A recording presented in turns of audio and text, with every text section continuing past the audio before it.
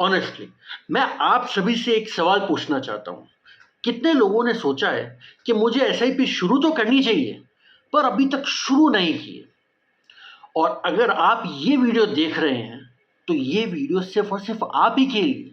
मैं आपको जज नहीं कर रहा हूँ, क्योंकि मैं खुद भी एक टाइम में यही किया करता था। मैं सिर्फ़ सोचता रहता था कि मुझे एसआईपी शुरू करनी है।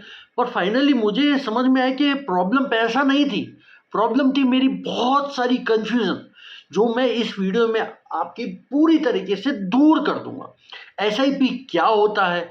म्यूचुअल फंड क्या होता है?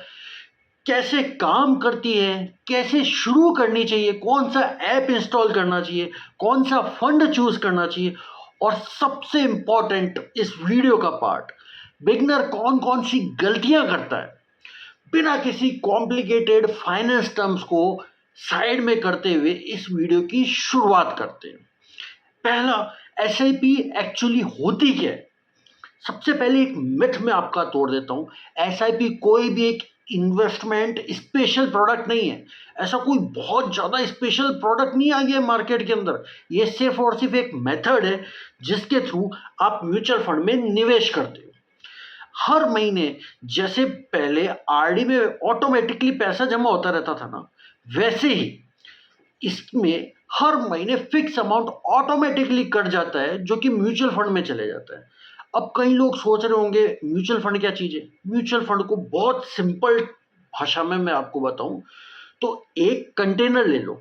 एक कंटेनर में सपोज़ करो बहुत से अलग-अलग प्रोडक्ट हैं, और उस कंटेनर को आप उठाते हो तो उसके साथ में वो प्रोडक्ट भी आपको मिल जाते हैं। सेम म्यूचुअल फंड एक तरह का बंडल है, जिसके साथ में बहुत सारे शेयर्स एसोसिएटेड है। एक म्यूचुअल फंड में हो सकता है 20 शेयर्स हो, 50 हो, 100 हो, 150 हो, ऐसे अलग-अलग शेयर्स उस एक म्यूचुअल फंड के नाम के साथ एसोसिएटेड है। आप वो म्यूचुअल फंड लोगे, उसके अगेंस्ट में वो मार्केट लिंक रहता है, तो उसके अगेंस्ट में जितने भी शेयर एसोसिएटेड होंगे, वो शेयर्स आप इनडायरेक्टली बाय कर रहे हो। यहाँ सिर्फ डिफरेंस इतना है, ट्रेडिशनल मेथड के अंदर पैसा जो होता था वो स्लो ग्रो होता था और आरडी में जाता था, और यहाँ पैसा जो है मार्केट लिंक्ड है। तो म्यूचुअल फंड में जो भी इन्वेस्ट हो रहा है, वो पैसा कहाँ जा रहा है?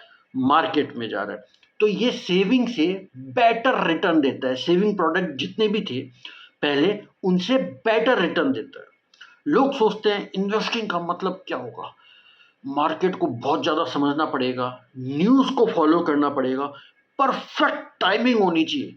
बट आपको मैं बता दूं, सिप की सबसे पावरफुल बात यही है कि इन सब को परफेक्टली करने की कुछ ज़रूरत ही नहीं है।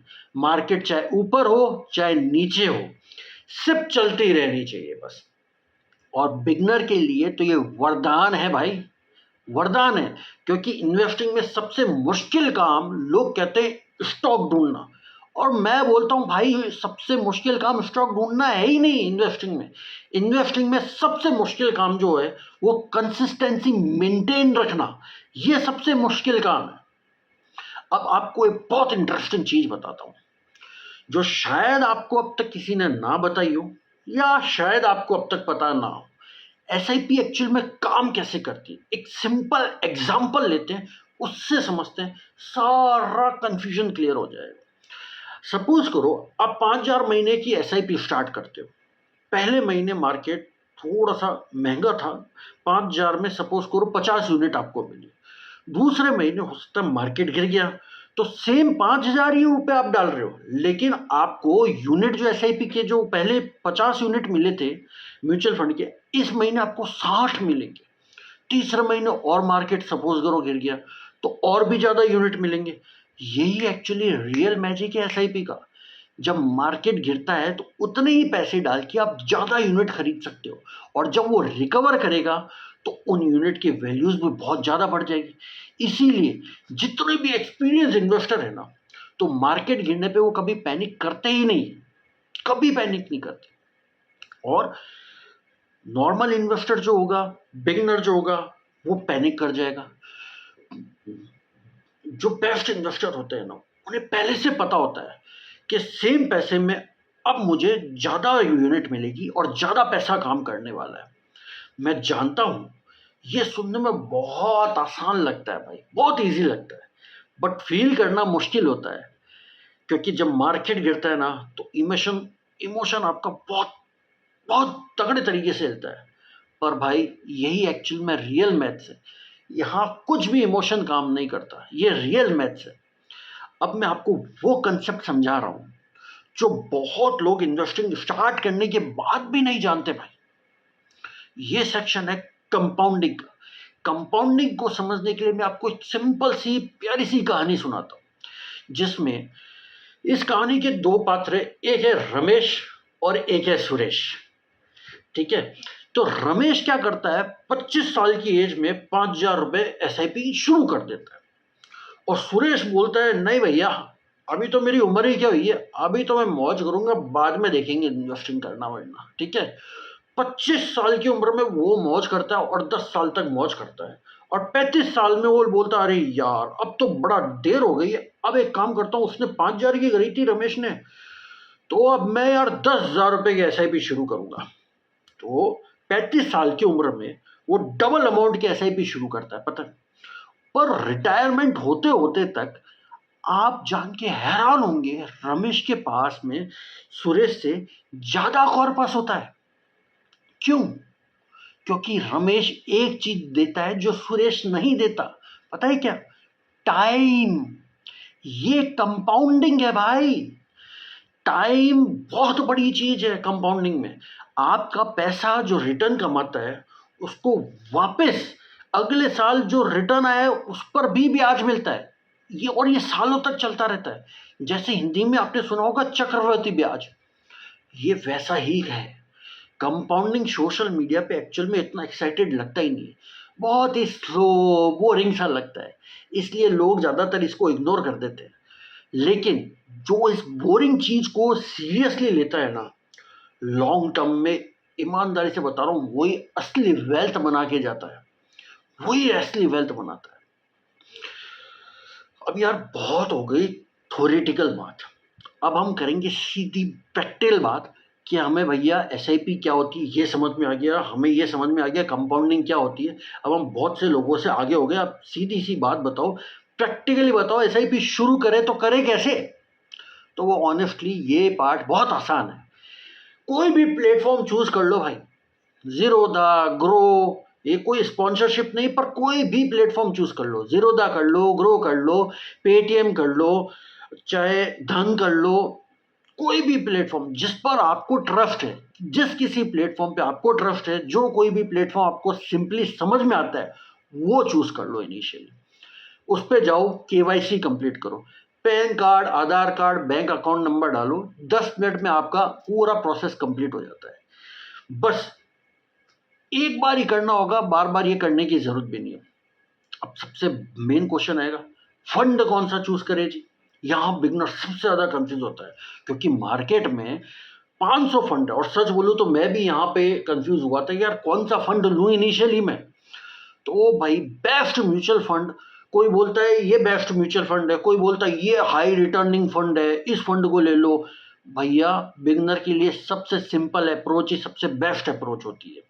सबसे पहले जो आपको लेना है वो लेना है इंडेक्स फंड, क्योंकि रिलेटिवली बहुत स्टेबल है और बिगनर के लिए सबसे फ्रेंडली टूल है। तो आपको बिना सोचे समझे कहाँ से शुरुआत करनी है, निफ्टी 50 इंडेक्स फंड आप वहाँ सर्च करो और उस फंड से शुरुआत करो, क्योंकि ये इंडिया की टॉप 50 कंपनीज में इन्वेस्ट करता है। तो रूल बहुत सिंपल है कि टॉप 50 कंपनी में इन्वेस्ट कर रहा है तो इसका मतलब ये सबसे ज़्यादा सेफेस्ट है।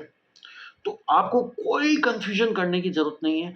जब तक एक्सपीरियंस नहीं बढ़ता आप इसके साथ चलो, जैसे जैसे एक्सपीरियंस बढ़ेगा हम और भी म्यूचुअल फंड अलग अलग कैटेगरी के एक्सप्लोर करेंगे, small cap, mid cap, hybrid, liquid fund, और बहुत सारी कैटेगरीज है, ओवरनाइट फंड, बहुत सारी कैटेगरीज है। ठीक है, हम बाद में धीरे धीरे एक्सप्लोर करेंगे उन सबको, लेकिन इनिशियली आप इसके साथ जाओ, सिंपल शुरुआत रखो। अब प्रॉब्लम कहाँ आता है, भैया क्या अमाउंट डिसाइड करें, ये भी तो पता होना चाहिए। भाई साहब इसका बहुत सिंपल सा तरीका है, जितना भी आप कंसिस्टेंटली इन्वेस्ट कर सकते हो, चाहे वो 500 हो, 2,000 हो, 5,000 हो, 50,000 हो, जितना भी आप कंसिस्टेंटली इन्वेस्ट कर सकते हो वो इम्पॉर्टेंट है। सबसे इम्पॉर्टेंट वही है, उस अमाउंट से शुरुआत करो। शुरुआत चाहे आप 1000 रुपए से करो, 500 रुपए से भी आप शुरुआत कर सकते हो। एक टिप देता हूँ, सैलरी आने के 2-3 दिन बाद की SIP डेट रखो, ताकि जैसे ही पैसा अकाउंट में आए और 2-3 दिन बाद में जैसे ही कट जाए तो आपको पता रहे कि मेरा मिनिमम बैलेंस इतना ही है, इतने में ही मुझे अब घर खर्च चलाना है या सारा खर्चा इसी में करना है। और एक सिंपल बढ़िया फ्रेमवर्क देता हूँ। एटलीस्ट कोशिश करो कि आपकी टोटल सैलरी का 20% एटलीस्ट आप लॉन्ग टर्म में इन्वेस्ट करो। सपोज करो आपकी सैलरी 30,000 है, तो रफली मोटा मोटी 6,000 रुपये आप इन्वेस्टमेंट के लिए डालने की पूरी कोशिश करो। मैं जानता हूं ये सबके लिए इमीडिएटली पॉसिबल नहीं है, तो 1,000 रुपये से शुरू करो, फिर 2,000 शुरू करो, पर स्टार्ट करो भाई, वेट मत करो, स्टार्ट करो। क्योंकि इन्वेस्टमेंट में कॉन्फिडेंस शुरुआत में कभी नहीं आता। जब तक आप इन्वेस्टमेंट स्टार्ट नहीं करते ना, तो कॉन्फिडेंस आपको आ ही नहीं सकता। जो ये चीज लोग मिस कर रहे हैं ना, वो भाई बहुत पीछे रह जाएंगे इन्वेस्टमेंट की जर्नी में। और हमेशा ध्यान रखो, जैसे जैसे आप इन्वेस्ट कर रहे हो, इन्वेस्टमेंट की जर्नी में आगे बढ़ रहे हो, तो हर साल अपनी अपनी SIP जो है ना, थोड़ा थोड़ा बढ़ाओ।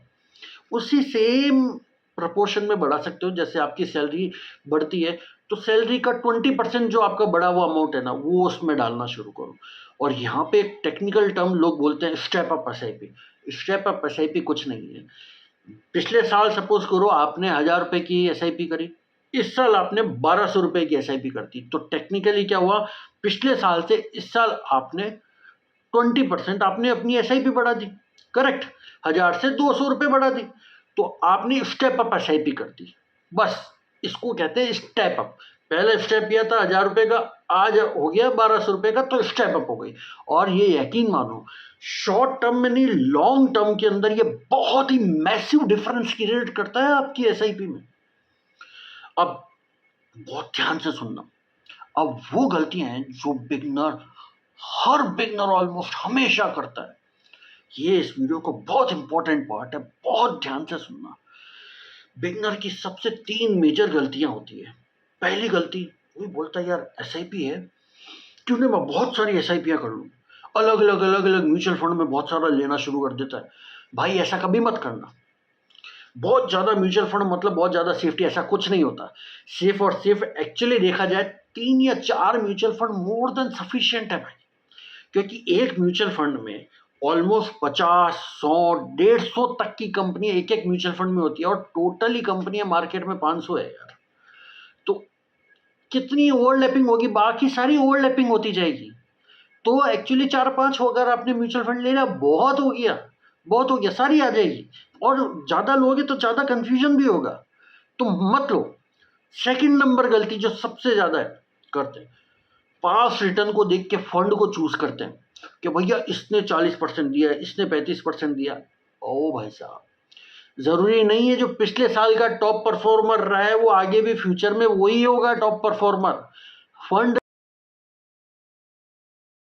इंपॉर्टेंट कंसिस्टेंसी रखो, उससे इंपॉर्टेंट लॉन्ग टर्म सस्टेनेबिलिटी देखो कि भैया मैं लॉन्ग टर्म तक इसके साथ रह पाऊंगा, दे पाऊंगा उतना SIP या नहीं, ये सबसे ज्यादा इंपॉर्टेंट है। और सबसे लास्ट में देखो कि भैया अच्छे फंड कौन से हैं, अच्छी AMCs कौन सी है, इन सबको नॉर्मल देखो और कोई भी एक फंड उठा के ले लो। रिटर्न तो बाद की बात है, पहले ये देखो कि मैं कंटिन्यूस रह पाऊंगा या नहीं रह पाऊंगा। और सबसे मेजर गलती जो हर एक बिगनर इन्वेस्टर करता है, मार्केट गिरते ही SIP बंद कर देना। ऑनेस्टली ये सबसे डेंजरस मिस्टेक है। मैं पर्सनली कितने ऐसे लोगों को जानता हूं जो मार्केट 10% गिरता है SIP बंद कर देते हैं, 15% गिरता है, 20% गिरता है, मार्केट बंद कर देते हैं, SIP बोलते हैं सब फर्जी है, पैसा डूब जाता है, पैसा डूब जाता है। और जब मार्केट रिकवर कर रहा होता है ना, तब वो सोचते हैं अरे यार अगर मैं उसी वक्त पैसा डाला होता तो आज मेरे पास पैसा होता। भाई जो लोग डरते हैं और SIP बंद कर देते हैं ना, वो एग्जैक्टली वही करते हैं जो लॉन्ग टर्म में उन्हें नहीं करना चाहिए। क्योंकि कई बार मार्केट गिरना थ्रेट नहीं होता, वो एक अपॉर्चुनिटी होता है। सच में ये बहुत बड़ी अपॉर्चुनिटी। और जो लॉन्ग टर्म इन्वेस्टर होते हैं ना, वो तो सोचते हैं यार मार्केट गिरे तो हमें लॉन्ग टर्म के लिए अपॉर्चुनिटी मिल जाए, हम और पैसा इन्फ्यूज करें। एक्चुअली में लोग यही कर रहे होते हैं, जो लॉन्ग टर्म इन्वेस्टर्स होते हैं, अच्छे इन्वेस्टर्स होते हैं। अब अगर आप ये पूरी वीडियो देख चुके हो, तो अब एसआईपी स्टार्ट करने के लिए फाइनेंस एक्सपर्ट बनने की कोई ज़रूरत नहीं है। सिंपल प्रोसेस फॉलो करो, अकाउंट खोलो, फंड चूज करो, अमाउंट डिसाइड करो और शुरू करो। बस वीडियो खत्म होने के बाद सिर्फ ये एक काम करो, किसी भी एसआईपी कैलकुलेटर पे जाओ और खुद एक बार नंबर देखो मेरे कहने से। देखो कि भाई 5,000 की एसआईपी 25 साल में कितना देती है और वही 5,000 की एसआईपी 30 साल में कितना देती है। 5 साल का डिफरेंस आप लगा के देखोगे ना लॉन्ग टर्म के अंदर, 25 साल तक आपको कम डिफरेंस दिखे, लेकिन 25 से 30 साल जैसे ही आप कर दोगे, you will see huge difference. इसी को बोलते हैं कंपाउंडिंग। एक बार जाकर, मेरे कहने से एक बार देखना जरूर कंपाउंडिंग। मैं जानता हूं सब सुनना बहुत सिंपल लगता है भाई, बहुत सिंपल लगता है। मुझे भी एक्चुअली बहुत टाइम लगा था, बहुत ज़्यादा वक्त लगता गया था। मैं सिर्फ सोचता रहता था, कंपेयर करता रहता था और इस चक्कर में बहुत डिले हुआ। और जब मैंने फाइनली शुरू किया ना, तो एक फिर रिग्रेट था भाई मेरे मन में, सिर्फ और सिर्फ एक रिग्रेट था, और ये मैंने पहले क्यों नहीं किया। वो रिग्रेट आप कैरी मत करो दोस्तों, मत कैरी करो। बस सही शुरुआत की कोई ज़रूरत नहीं है, बट शुरुआत की ज़रूरत है, क्योंकि इन्वेस्टिंग में परफेक्ट टाइम कभी नहीं होता, सिर्फ अर्ली टाइम होता है, सिर्फ अर्ली टाइम। और वो टाइम सही आज ही है, आज ही जाओ और शुरू करो।